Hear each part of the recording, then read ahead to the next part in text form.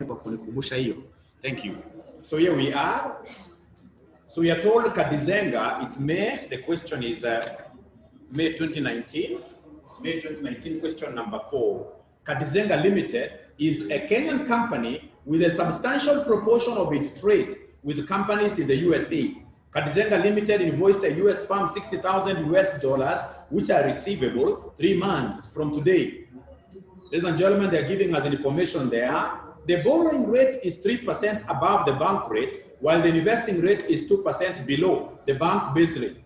These rates apply both in Kenya and in the US. Number 2, the bank base rates in Kenya and the US are 15 and 10% per annum respectively. The exchange rates in the forex market between the Kenya shilling and the US is they're given there. Required, they want us to calculate the amount to be received by Kadizenga Limited using number 1, forward contract hedge. So taanza na hiyo kitu ya forward contractee. Any examiner who gives me this kind of a question is an examiner who is wishing me what here? Success. Is an examiner who is wishing me success. So forward contract. I hope wanaona boni yangu jameni. Forward contract. So forward contract, I only need 2 things. Number 1, I need the amount.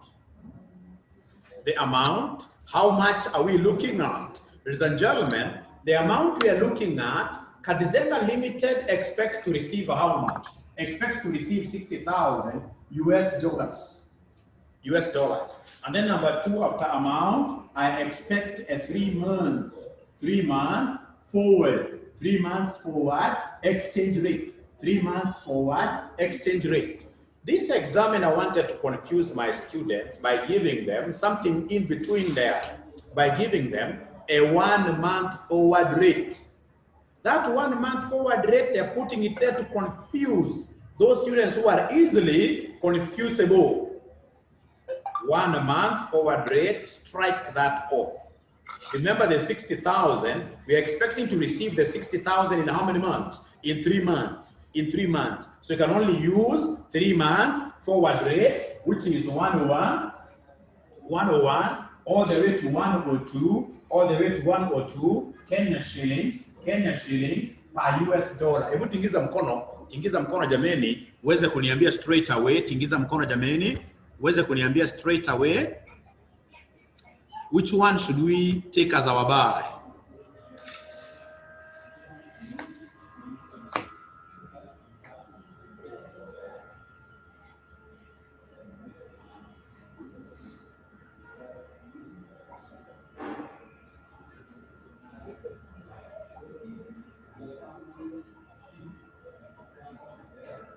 Which one should we take as our buy? Look at the currency. The Kenya shilling is on the left-hand side. If the Kenya shilling is on the left-hand side, the left figure, the figure that is on the left here, becomes bar. The other figure becomes what here? Becomes sell. Ladies and gentlemen, listen and listen to me very well. This $60,000 US is a receivable to Kadizenga Limited. This amount, they expect to receive this amount. So this is a receivable. And of course, as you guys are aware, for all foreign currency receivable, the bank will always be doing what here? Buying. So the bank here will buy. And because you've been able to designate 101 as the buying rate, so we say a receivable of 60,000, the bank is going to buy at 101. The bank will buy at 101 Kenya shillings per what here? Per dollar. The bank will buy at 101 Kenya shillings per dollar. At 101 Kenya shillings per dollar. So go ahead and exchange for us. So exchanging for us, what do we have? We have 101 Kenya shillings equals $1. How about our 60,000? How about our 60,000 US dollars? Idea mwalimu jameni. How about our 60,000 US dollars? Pata potea saidia mwalimu. Iko mwanafunzi anasema kwamba anasikii vizuri. I want to believe in internet yake because I can see I'm getting so many answers from some students. So mwanafunzi lazima ni internet yake ndio shida. Elezo answer inafaa kuwa 60,000. So you cross multiply, naambiwa the final answer is 60,000 Kenya what? Kenya shillings. By doing that, you have your 2 marks. By doing that, you have your 2 marks. Alafu useme kwamba examiner wakasane bakupendi. Akupendi namna gani amepatia swali rahisi hivyo. So number 1 kwisha. Tuangalie number 2. Number 2, what are they talking about? Number 2, ladies and gentlemen, they are talking about money markets. Number 2, they are talking about money markets. Now remember, for money markets, ladies and gentlemen, if you can recall, money markets number 2, money markets number 2, money markets number 2, money markets number 2, we need to know the rule. The rule. Remember that this 60,000, the 60,000 is a receivable. The 60,000 is a receivable. If 60,000 is a receivable, ladies and gentlemen, I'm going to use rule number 1. Rule number 1 is applicable. Rule 1 is applicable since $60,000 represents to us a receivable, a receipt. So rule number 1 goes like this: foreign boyfriend buys dinner. Foreign boyfriend buys dinner. This is rule number 1. Foreign boyfriend buys dinner. And you mlikuwa mnasema mko available lunch hour. I can see you are about 50 students. Mmetokelezea wapi? Mmetokelezea wapi? Na ile pesa ambayo mtasave ya lunch mtapeleka wapi leo? Mimi nimewasaidia kusave. Nimewasaidia sana kusave. So tumesema rule number 1, there are only 2 rules. We have rule number 1 is foreign receipt, buy foreign, borrow foreign, I mean. Foreign receipt, borrow foreign. The other one I'll be teaching you later. For now, the rule that we are using is the one of foreign receipt, where we expect to receive foreign receipt, borrow foreign. Borrow foreign. Foreign receipt, borrow foreign. Foreign receipt, borrow foreign. So it's a receivable, and as such, we shall be using rule number 1. Foreign receipt, borrow foreign. Ladies and gentlemen, remember here we have got 2 currencies. We have the Kenya shilling and we have the US what here? US dollar. And because Kadizenga is a Kenyan company, being a Kenyan company, the one that is foreign to us is the dollar. The one that is foreign to us is the dollar. So in this particular case, ladies and gentlemen, the company will borrow, so borrow foreign. Borrow foreign. And the foreign currency you're telling me is the US what here? US dollar. Is the US dollar. Nikishajua hiyo right away, what I will do, I'll come and draw my table, ya money markets. Let's draw our table, ya money markets. But just before we draw the table, this examiner is a bright examiner.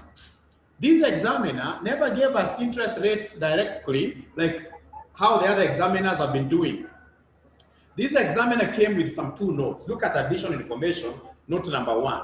Additional information, note number 1. The borrowing rate, we are told, is 3% above the bank base rate, while investing rate is 2% below the bank base rate. These rates apply both in Kenya and where? And in the US.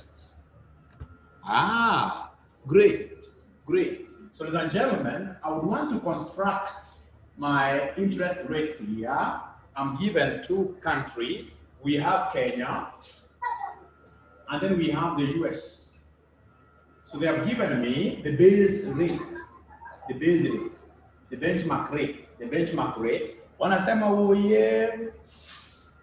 Ukiangalia note number 2, the bank base rates in Kenya and the US are 15% and 10% respectively. So Kenya 15% base rate. And then the US, what percentage? 10%. And then, ladies and gentlemen, look at note number 1. Note number 1, what do we have in note number 1? In note number 1, nasema, the borrowing rate is 3% above the bank base rate, while the investing rate is 2% below. So you've got 2 rates here. We have the investing, and then we have the borrowing. We have the investing and the borrowing. Investing, they have told us, investing rate is 2% below. So it is minus 2%. And then the borrowing rate, we are told from note number 1, the borrowing rate is 3% above. The borrowing rate is 3% what year above. So plus what year? Plus 3%. Plus 3%. Plus 3%. Okay. So ladies and gentlemen, please, given that we have the base rate, could you kindly give me the investing rate in Kenya? Investing rate in Kenya is 2% below. So 15% minus 2% gives me 13%. And then we have 15% plus 3% to ascertain the borrowing. So the borrowing here is 18%. Then we have USA, investing is 2% below the base. So 10% minus 2, oh yeah. This gives me 8%, 10% plus 3% gives me what figure? This gives me 13% like that. So ningetaka kujua kwanza, ingekuwa ni wewe kwa hii exam, ungepata kitu ama ungeona giza? Hii interest. Ungepata ama ungeona giza? Ungepata credit. Giza. Uzuri si exam. Exam bado iko mbali. Wanafunzi wanasemaje? Wangepata ama wangeona giza? Sioni comments za wanafunzi wa online. Wangepata ama giza? Okocha Dan anasema angepata, ningepata. Thank you very much. Ningepata. Very good. Very good. Now, from ladies and gentlemen, please come and help us to draw our table ya money markets. Kuja chora table ya money markets. Kwa hivyo ya kwanza hata kama uelewi sana, unasema borrow in capital letters. That is how you scare the examiner. In capital letters, unasema borrow. Remember, life is about scaring others. Scare the examiner. Scare the examiner. Scare the examiner. So which currency am I going to borrow here?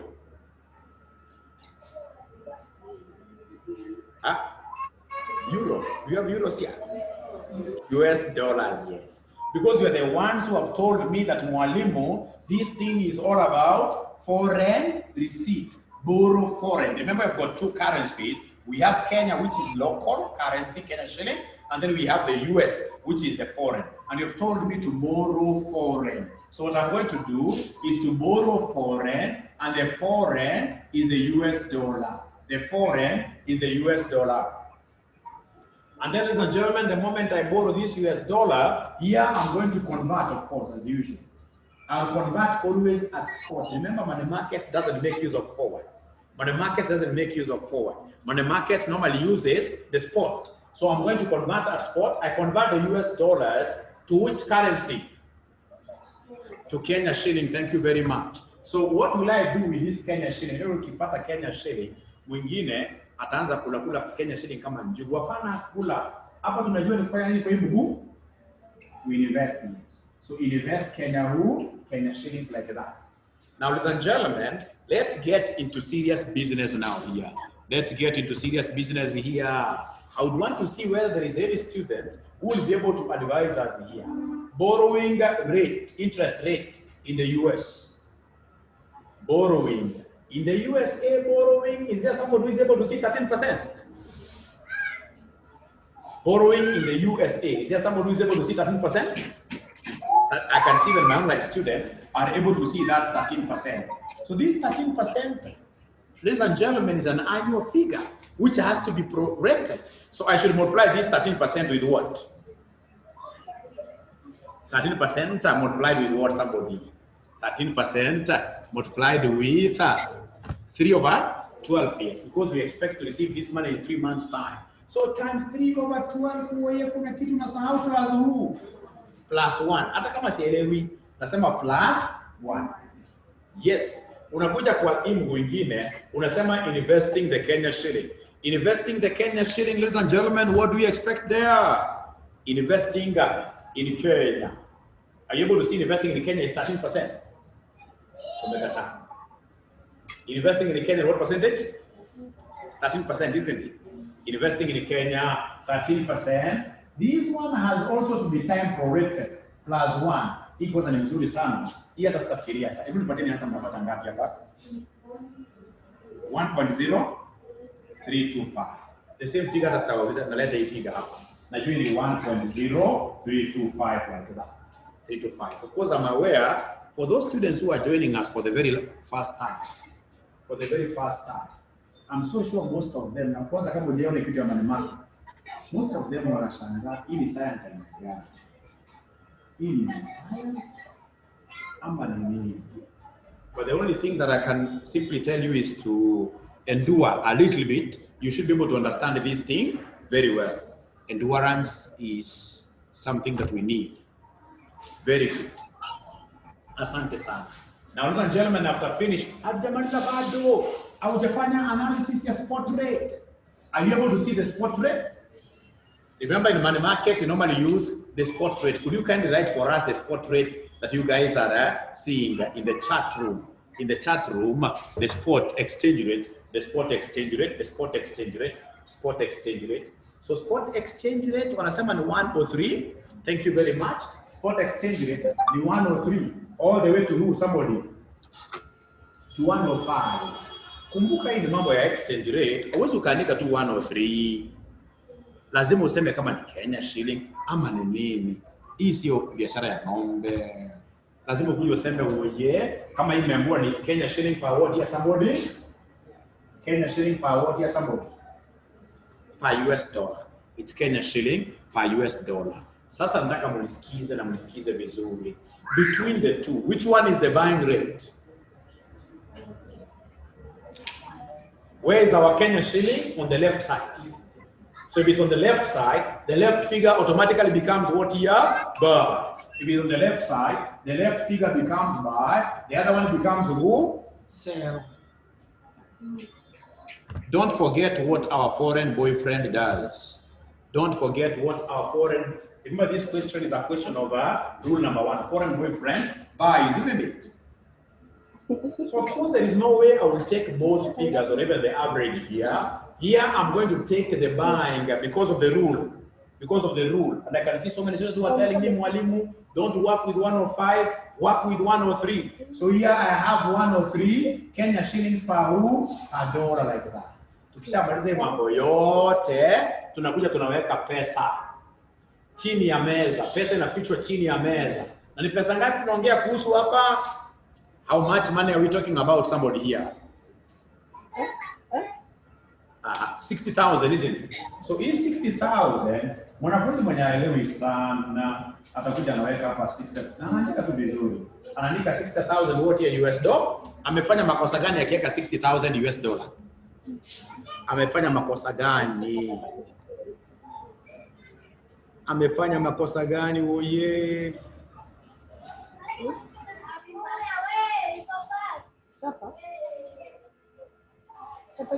He has not matched the currency. He has not matched the currency. We are talking of 60,000 US dollars. What will be US dollars doing on the leg of a Kenya shilling? So it has to be on this side of US dollars. So come and put these 60,000 US dollars here. And then of course now you start the journey up. Up, what do we normally do? Upwards. We divide. Upwards, we always divide. Upwards, you always divide. 60,000 divided by 1.0325. Give me a figure, I'll write it up there. Very good. Upwards, in this case here, you divide. You divide. I don't know why I can't see my button for muting everyone. Button for muting everyone. And I can see everybody pointing towards Mercy. Mercy, you need to mute yourself because Mwalimu can't see. There's a button I normally use here to mute everyone.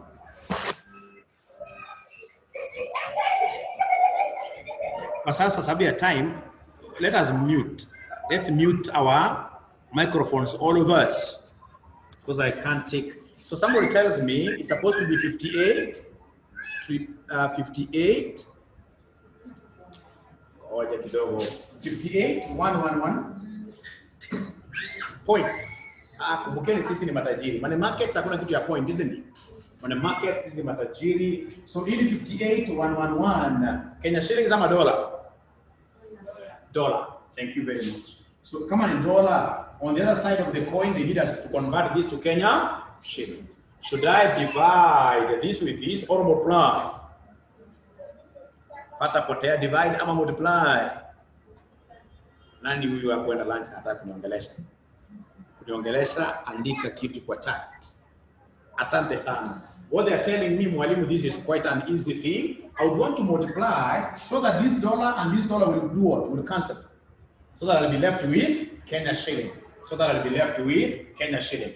Ama ufanye kimada tangu. Mada tangu ni mzuri sana kuambia ukweli. Mada tangu unaikamata sana. Mada tangu wewe unakuja unasema 103 Kenya shillings equals $1. How about 58,111 dollars? You cross multiply. Cross multiply hapo unapo kufanya 103 times that 58,111 ambayo inakuja tupatia ngapi? Inakuja tupatia ngapi? Pata potea. Yes. Ngapi sababu? 59? 59.5. Oje, hata nianze mwanzo. Hata nianze mwanzo. So unasema inakuja ngapi somebody? 59 885 4 than 3 59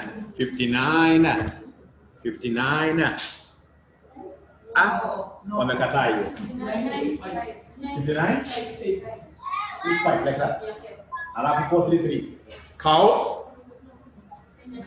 Kenya shillings. Now, ladies and gentlemen, from there, let's get down. Going down, what do we do?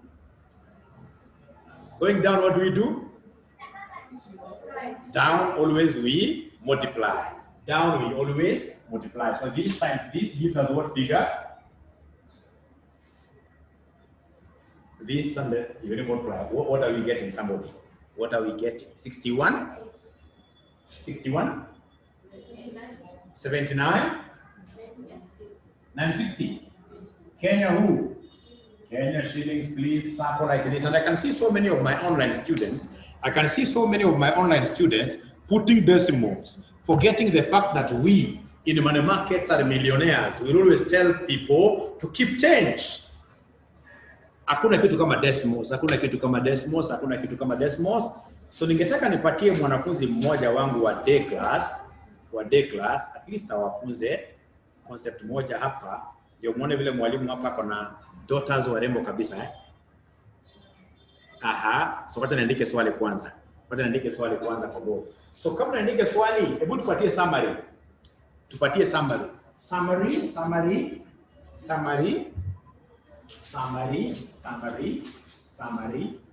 Summary. Para troca. So summary, forward contract. Forward contract ilikuwa tupatia ngapi somebody forward contract? 66? 60,000. Kenya shillings, isn't it? Alafu kuja hapo tuseme money what ya somebody. Money market, isn't it? Money market, how much are we going to receive at the end of the day? 61.79 960. Niko peke yangu 61.79 960 or 959, isn't it? Now between the two, which one in this case here will you go for? Money market or forward contract? Money market, Money market. So wanafunzi wa online tumeelewana kwanza paka hapo kwamba money market ndio optimal ama umetoka. Itakuwa mbaya uko umesacrifice lunch time yako na utoke bure. Itakuwa mbaya sana. Tuko pamoja. Huyu ni mmoja amesema pekee out of 50 students, that is scaring. How about the other students? Tuko pamoja kweli? Thank you very much, Peter. Peter reminds us that this is a receivable. And if it's a receivable, the higher, the better for us. The higher, the better for us. We good. Thank you very much. Tuko sawa. Ano wanafunzi watano. Great. Sasa kama tuko pamoja hapa, nataka hapa kuwapatia swali rahisi sana. Na hii swali ningetaka uandike title. Uandike title yake namna hii, purchasing power parity. Purchasing power Purchasing power parity. Parity theorem. Purchasing power parity theorem. Purchasing power parity theorem. Purchasing power parity theorem. Naandika namna hiyo kweli? Na ningetaka uniandikie formula straight away. Useme kwamba F equals S into 1 plus inflation of country C all over 1 plus inflation of country B. Inflation of country B. Inflation of country B. Inflation of country B. Inflation of country B. Kita nasema hata njaa imeisha, which is very good. Purchasing power parity. Purchasing power parity. So naandika F equals S into 1 plus inflation country C all over 1 plus inflation country B. So I know all of you are ready, right? So it's anyone, I'll just choose on anyone. Doesn't have to be her. And please don't run away. I know you guys can't let me down, right? Ameanza kuamuka pole pole. Okay. There are not very many by the way. There are very few people online. Only 2. 2 students cannot scare you away, isn't it? Even if there are 500, so what? Now, ladies and gentlemen, nataka usikize sana. Umeona, if two countries here, if two countries have the same purchasing power, ama the same rate of inflation, then the exchange rate will not fluctuate. The exchange rate will not fluctuate. i.e., F will be equal to S. F will be equal to S. Remember that F is the forward exchange rate. The forward exchange rate. F is the forward exchange rate, and S is the spot exchange rate. S is the spot exchange rate. S is the spot exchange rate. S is the spot exchange rate. Aya. So pata potea, my great students, pata potea. Tunaambiwa kwamba if two countries have the same rate of inflation is also known as the purchasing power. Have the same means what here they are at parity. Parity means the same. If they have the same exchange rate here, meaning that if it is Kenya, 10%, Uganda, 10%, then automatically this will be, if this is 10% and this is 10%, oh yeah, my F here will be equal to S into 1.1. All over 1, najua hata wanafunzi wangu wa online, hawajaona 1.1 nimetoa wapi. Sababu ya 10% is the same as 0.1. Kwa hivyo itakuwa 1.1. So if these two will be the same, automatically they'll cancel out, leaving us with F being equal to S. F being equal to S. F will be equal to S like that. So you're saying something very important, that if the inflation rates between the two countries are the same, then automatically we will always have stability of exchange rates. Stability of exchange rates. They will not keep on fluctuating. So if in this semester they ask you to give them reasons which contribute to exchange rates being different, exchange rates fluctuating, don't forget to quote changes in what year? Inflation rates. Changes in interest rates. Here we are looking at inflation rate like that. So sasa niko na question hapa sasa, illustration. They have given me spot rate. Illustration, they have given me spot rate is 30 Uganda shillings per Kenya shilling. 30 Uganda shillings per Kenya shilling. 30 Uganda shillings per Kenya shilling. Wamenipatia inflation in Kenya.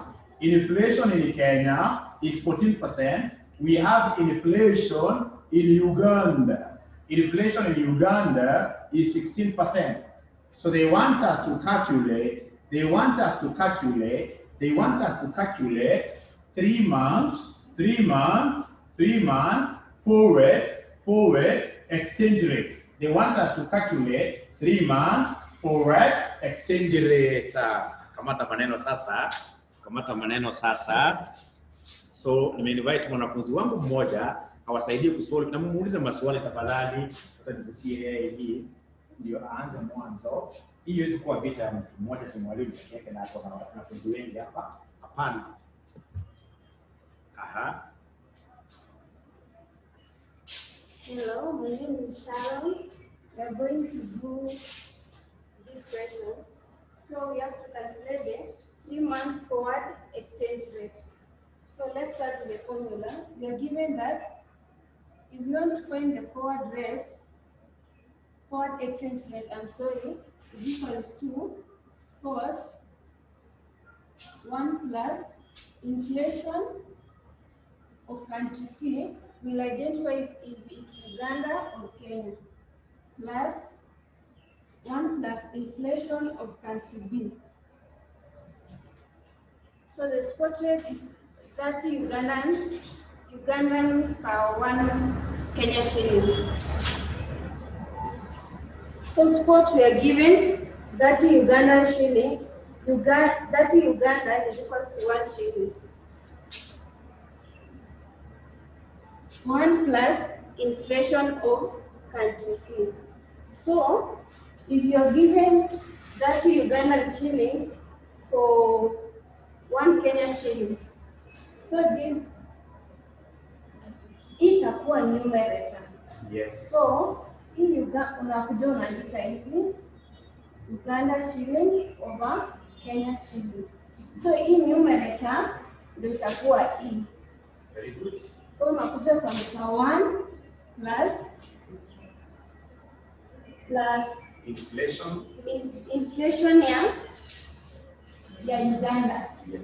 So inflation ya Uganda is 16. Utakuja kuandika 16. Lakini it's 3 months. So you have to apportion. Okay, 16%. 16%. Yeah, 16%. So inflation ya B itakuwa 14%. So utaandika 1 plus 14 times 3 over 12. 14%.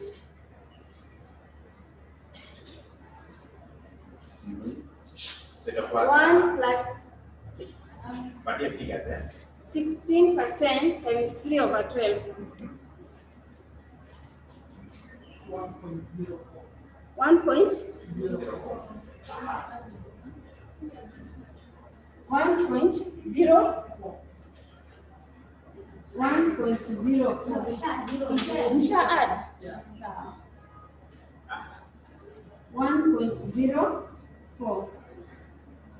What about this one?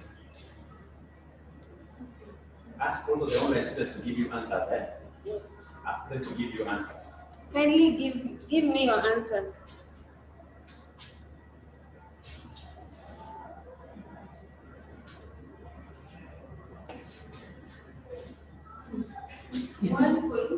One point 0.035. So 1.04, if you divide it 1.035.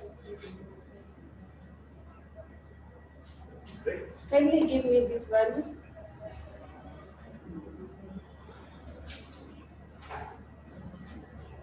Hapo chini wanakuandikia charts. Lazima kuna mambo wanakuandikia charts.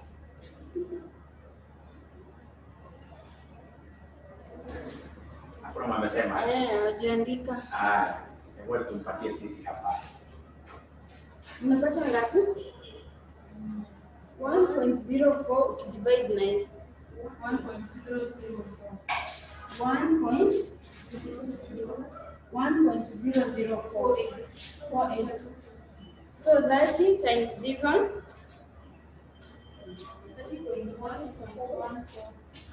30.145. So don't forget to write Uganda shillings. Thank you very much. Great, great. Aya, so wanafunzi online namna gani? Wameona kitu ama wameona giza? Wamekuwa kifunzwa na Sharon.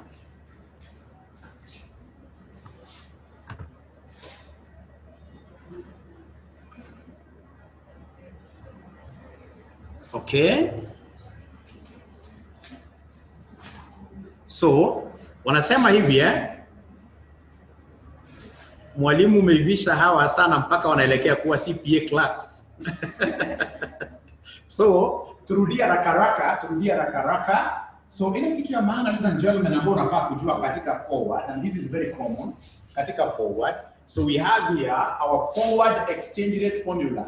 Our forward exchange rate formula equals our spot rate into 1 plus inflation country C, all over 1 plus inflation country B. Where most of us go wrong is in defining which country will go to the numerator. As Sharon told us, you need simply look at your spot exchange. If you look at your spot exchange, you don't have to look at Uganda shilling, Kenya shilling. So Uganda shilling iko juu na Kenya shilling iko chini. Kama Uganda shilling iko juu, kumaanisha kwamba C ni Uganda numerator. Na B inakuwa ni Kenya like that. Inamaanisha ladies and gentlemen that our forward rate will be equal to our spot rate. Spot rate is given. It is 30 into 1 plus inflation in Uganda. Inflation in Uganda is 16%. That is the same as 0.16. That is an annual figure which has to be prorated as per our time, which is 3/12, all over 1 plus inflation in Kenya, which is 0.14. Times again 3/12. So hapo unaenda pole pole, you can either do this separately, upate paka answer, alafu mara mwisho multiply na 30, utupatie figure. Na hiyo figures nataka nipate kutoka kwa wanafunzi wa online. Wanafunzi wa online. I wish I could just get this thing of muting students. Today I happen to be having a different machine. Dan anasema nice to see Sharon. Sharon asante. Sharon uko na mashabiki. So at the end of the day, what are we getting? Now let us not talk about Sharon. Give me the figure. So Jaira says it is 30.144. The final answer according to Jaira, 30.144. Uganda shillings per what here per Kenya shillings. Ladies and gentlemen, listen and listen to me very well. We were at 30 Uganda shillings being able to buy 1 Kenya shilling. But at the moment, for us to go to buy 1 Kenya shilling like this, we need more Uganda shillings. We need 30.144. So the question is, has the Uganda shilling weakened or strengthened? Weakened or strengthened? Wanasema it has become weaker. And for sure it has become weaker because of what here a higher inflation rate in Uganda. A higher inflation rate in Uganda. Thank you. Now, ladies and gentlemen, allow me to take this a notch higher. Utaenda kwa exam this semester, upate hivi upate examiner, anakuambia Mr. A expects to pay 22 million Uganda Tanzania shillings. Tanzania shillings in 4 months time. Andika chini in 4 months time. Mr. A expects to pay 22 million Tanzania shillings in 4 months time. So Mr. A is a Kenyan, by the way. Mr. A is a Kenyan. Alafu watakupatia interest rate. Watakwambia interest rate in Kenya. Watakuandikia hapa 8% to 14%. Wakuja kuambia interest rate in Tanzania. Tanzania is a little bit I don't know what is going to happen this time around economically, perhaps because of this corona, how they handled it. Maybe they could be ahead of Kenya, but let's put it the way it used to be. It used to be a very business country, 12% to 20%. characterized by very high rates of interest. Okay, so we are required, ladies and gentlemen, here to determine the amount payable,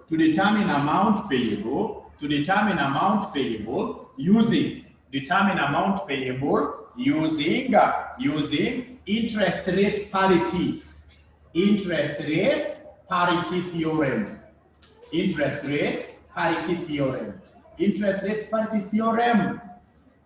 So we only have 5 minutes to wind up this class, and before we wind it up, I must get a student. The board is not clear. I must get a student.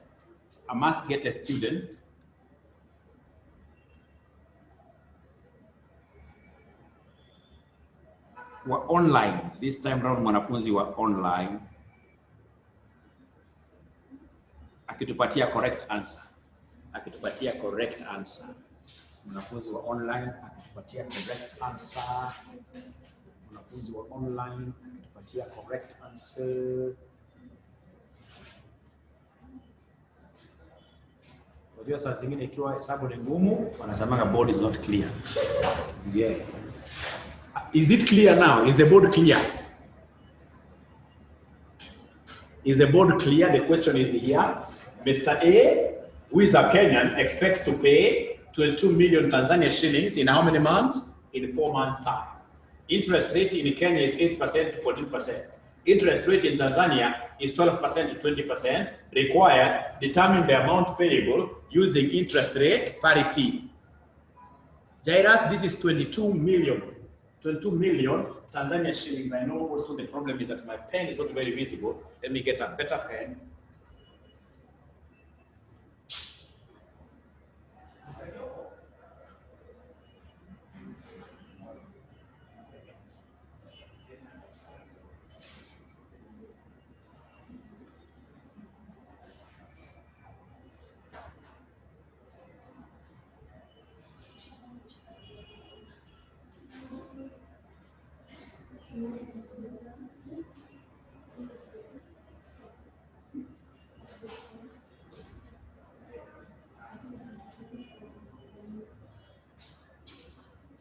So nangoja mwanafunzi wa online aniambie yes.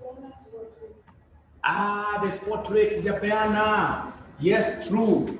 Kujeni hapa spot rate 100 to 101 Kenya shillings. 100 to 1, no, yes, kwa 100 yote kwa juu sana.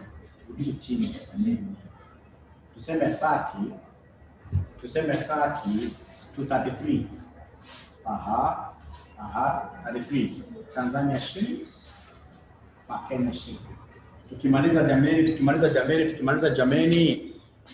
jameni.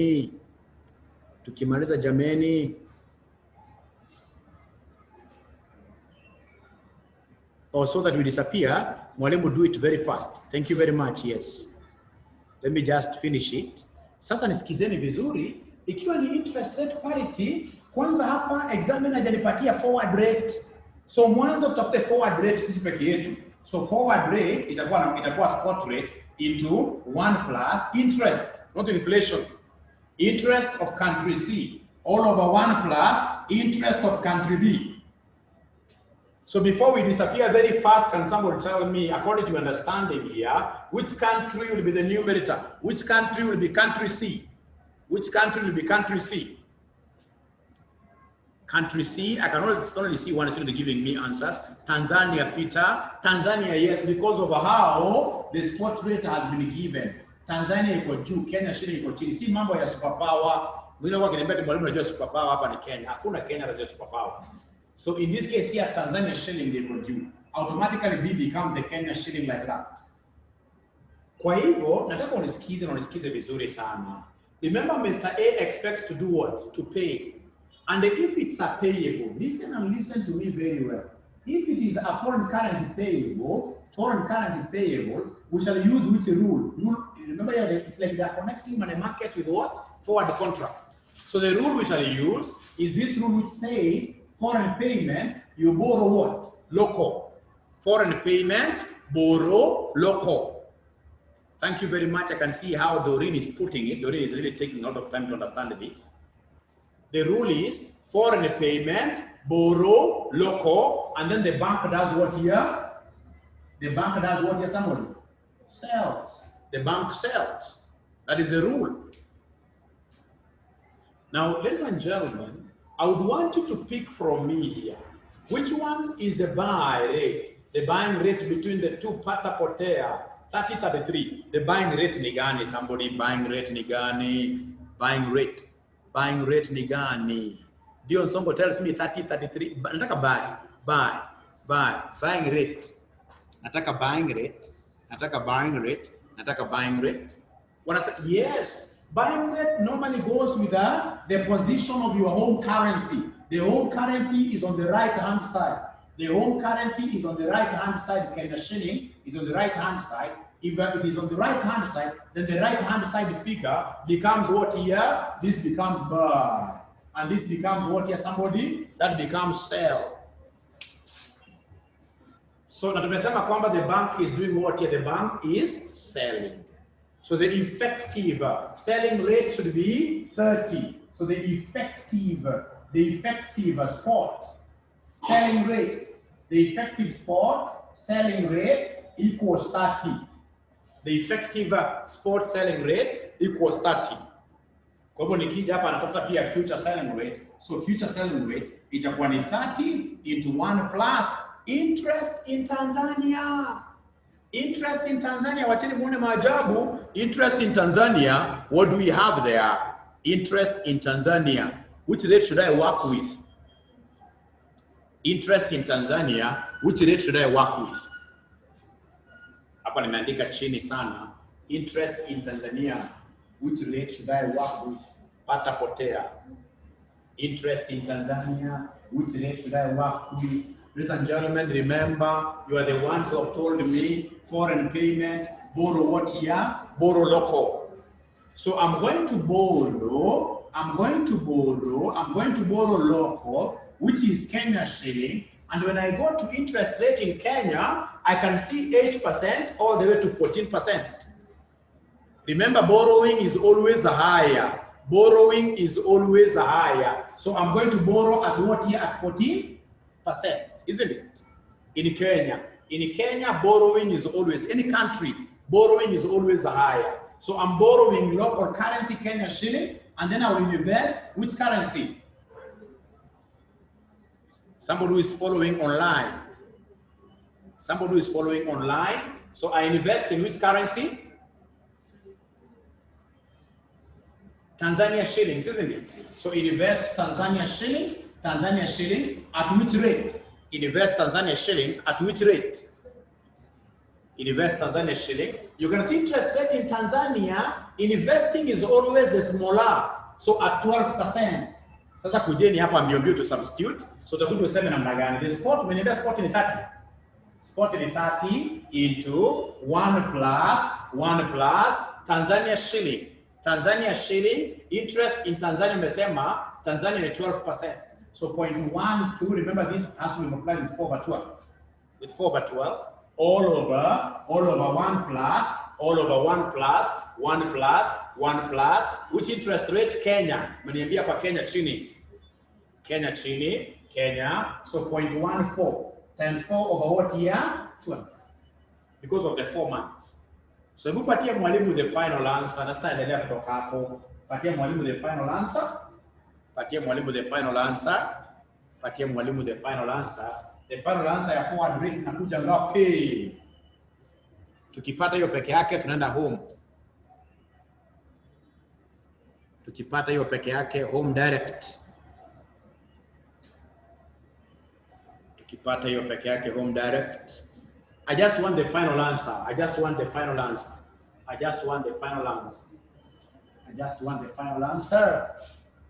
Hata Zoom karibu ijizime because we're going to set only 30 minutes. So the final answer, what do we have here? Somebody final answer. 30 times all this. Saidia mwalimu jameni, the final answer. Ndio niwaambie. According to my online students, wanasema final answer inafaa kuwa 29.81. Tanzania shillings per what? Per Kenya shilling. And then remember the amount to be exchanged. Hii itakuwa sasa, hii itakuja ikuwe namna gani? Wengi hapa hawajui kufuata body mass. Hapa lazima ufuate body mass. Wengi hawajui kufuata body mass. So mwisho, ladies and gentlemen, utakuja useme 29.81 Tanzania shillings equals 1 Kenya shilling. How about how many millions? 22 million Tanzania shillings. We make a question mark like this. We make a question mark like this. We make a question mark like that. Right? So 22 million times 1 divided by 29.81, and that is the end of that particular question. That is the end of the particular question. So what I'll do, of course, I'll give you this video. The one who is asking that we repeat the question itself, you'll be able to watch it on the video. I would want to take this opportunity to invite all the new students. All the new students, we invite you to RCM. We have got 2 types of classes. We have physical classes. At RCM, we have physical classes, which happens at Stanbank House. Stanbank House, first floor. And then, of course, we have got online classes. Online classes. Like we have one online class, which normally happens at 8 p.m. Don't even remember the days. 8 p.m. to 10 p.m. 8 p.m. to 10 p.m. You need to call us for more information. This is our number, 0719 525,000.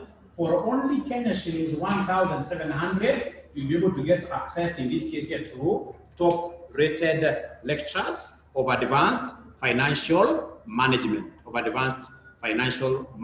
where we can even guarantee you a pass, so long as, of course, you will also be getting involved throughout. So please talk to us, and the moment, of course, you talk to us, straight away, you can't go wrong, especially where the CPA's national clerk is involved. That is myself. Goodbye. It has been a pleasure hosting you this afternoon. Bye-bye.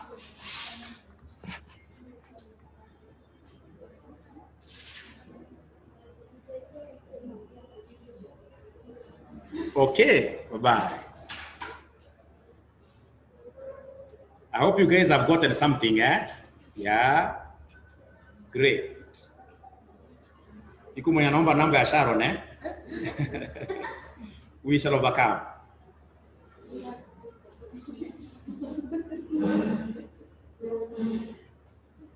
Video na come, yes.